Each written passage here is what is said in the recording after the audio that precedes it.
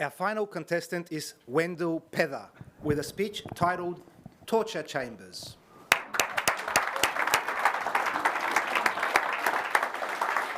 Thank you, Contest Chair. Torture Chambers, Wendell Pether. Torture chambers. Torture chambers. Now, we all know what they are. Back in the old days, knights and swords and armour. We used to lock people in dungeons and torture them with pieces of equipment. We don't do that now, of course. Now we call them gyms. So I signed up for the gym the other day, and I'm going to run you through it. But I'd just like to thank those people in the audience who are looking at me now and saying, Wendell, you don't need to go to the gym. I appreciate those thoughts. It all began with my son. He was getting married. So my wife took me down to the suit shop. And after 3, maybe 4 hours, my wife said in a desperate tone to the guy, "Is this the biggest size you've got?" I knew then I was destined for the gym.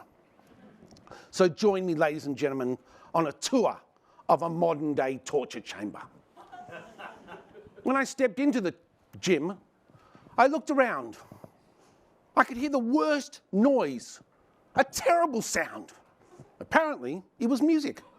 I was like, the music's awful, the lighting's dodgy, and the mirrors are weird. This feels like a sleazy nightclub. But the first challenge I faced was the grunting. Now, you may have thought, as I did, that when people go to the gym, they speak normal language. They don't. They speak the language of the grunt. If you take a little bit too long at the water fountain, too long on a machine, and too long in the bathroom, I began to wonder, have I joined a gym or some sort of weird cult? The cult of the grunt. I thought to myself, is anyone here bilingual? Anyone here bilingual? That's really impressive. I can't speak 2 languages. I can speak 1.1, 1 English and 0.1 the grunt. I noticed that if I was going to survive in this cultural environment, I needed to come up with my own grunt. I noticed when people lifted weights, they went like this.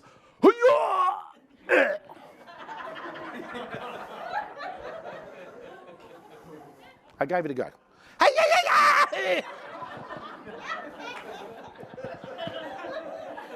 It didn't go down well.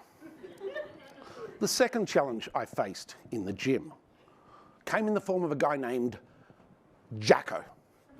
Now, how did I know his name? Everybody did. The whole gym was chanting, Jacko, Jacko. I thought, this guy must be lifting some sort of world record. So I looked over into the middle of the group and I saw this, Jacko. The thinnest, weediest person I've ever seen in my entire life. He looked like a poster boy for a food charity. But to his credit, he was lifting 1, maybe even 2 kilograms above his head like this, and up with the chant, Jacko, Jacko. I like to encourage young people. They've got all sorts of issues, house prices, everything's against them. So I joined in, Jacko, Jacko. He lifted up, and the chant reached a crescendo, Jacko! And then everyone posted. I went up to him, I said, Jacko, I'm impressed by your style. I gave him a fist bump. He said, no worries. Thanks, Grandpa.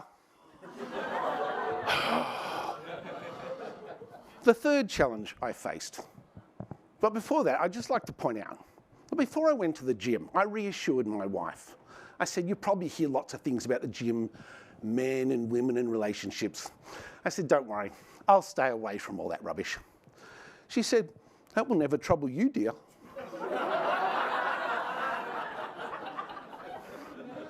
And my daughter, who happened to be there at the time, decided it was time to pipe up.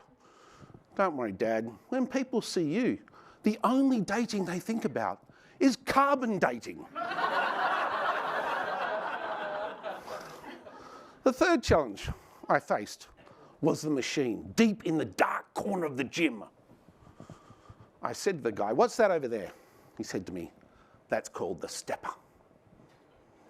I was, of course, to come to know it by its real name, Stairway of Death. I climbed onto this thing, and after 1 minute, I was going really well. And I thought to myself, that Olympic dream isn't out of the question. Brisbane 2032, the crowd roaring, me running, the national anthem playing, a gold medal around my neck. The only slight problem that got in the way of this magnificent and very realistic dream was that after 2 minutes on the machine, I could not remember my own name. After 3 minutes, I collapsed onto the floor. And as I looked up at that machine, I knew that infernal machine was going to have the last laugh. Because on the side of the machine is a calorie counter.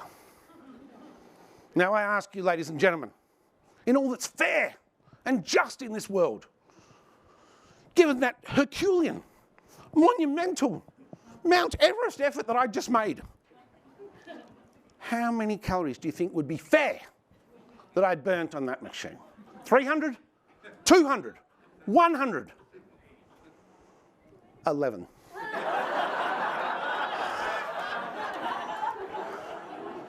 Enough to cover a very small biscuit. And so, ladies and gentlemen, when it comes to the gym, I survived the music, I survived the grunt, I survived Jacko, but I could not survive the stairway of death. I nearly died on that thing, all for a biscuit. Thank you.